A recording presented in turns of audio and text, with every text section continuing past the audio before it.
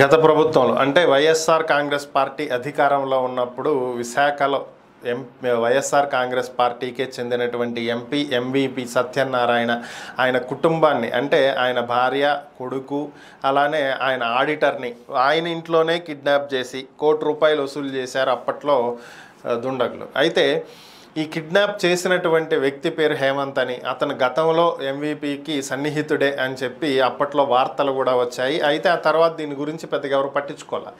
అయితే నిన్న ఈరోజు చూస్తే కొన్ని పత్రికల్లో వచ్చినటువంటి కథనాలు, హేమంత్కి ఎంవీపీ సత్యనారాయణకి దగ్గర బంధువు గిఫ్ట్లు పంపిస్తూ ఉన్నారని, భారీ స్థాయిలో గిఫ్ట్లు ఇచ్చారని, అలాగే ఎంవీపీ సత్యనారాయణ కూడా హేమంత్కి 12 ఇళ్ళు, 5 విల్లాలు, 5 కార్లు కొనిచ్చాడని, అసలు వీళ్ళ మధ్య సంబంధం ఏంటని, కొద్దిగా వీళ్ళ ఇద్దరి మధ్యలో వ్యవహారం చెడటం వల్లే కిడ్నాప్ చేయాల్సి వచ్చిందని ఇలాంటి కథనాలు ఎన్నెన్నో వచ్చాయి. సో వీటికి ఎంపీ స్పందించడం జరిగింది.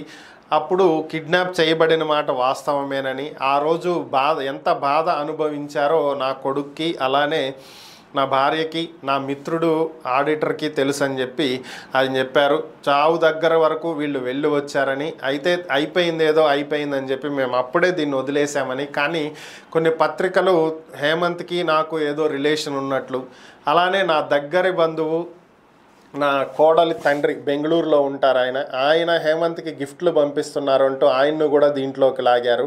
అసలు వాస్తవాలు ఏంటనేది ఖచ్చితంగా ప్రజలకు తెలియాలి. కాబట్టి మరొకసారి ఈ కేసు మీద విచారణ చెయ్యమని చెప్పి నేను కోరుతున్నాను. పూర్తి స్థాయిలో విచారణ చెయ్యండి, తప్పు ఎవరిదనేది బయట పెట్టండి, తప్పు చేసిన వాళ్ళని శిక్షించండి, ప్రజలకు నిజాలు తెలియచెయ్యండి. మేము అందరికీ సహకరిస్తాము. అప్పట్లో కూడా సిపి, డీసీపీ, డిఎస్పీ అందరూ కూడా విచారణ చేశారు. కానీ చివరికి ఏమైందనేది అందరికీ తెలుసు. ఇప్పుడు కూడా విచారణ జరిపించండి, పూర్తి స్థాయిలో విచారణ జరిపించండి, మేము సహకరిస్తాం. అయితే మరి తర్వాత నిజాలు ప్రజలకు చెప్పండి. ఇలాంటి మీ ఇష్టం వచ్చినట్లు పిచ్చి రాతలు రాసి మా మీద నిందలేయొద్దు అంటూ ఆయన స్పందించడం జరిగింది. మరి ప్రభుత్వం విచారణ జరిపిస్తుందా, మరి ఇంకేమైనా కొత్త నిజాలు బయటకు వస్తాయా అనేది చూడాలి.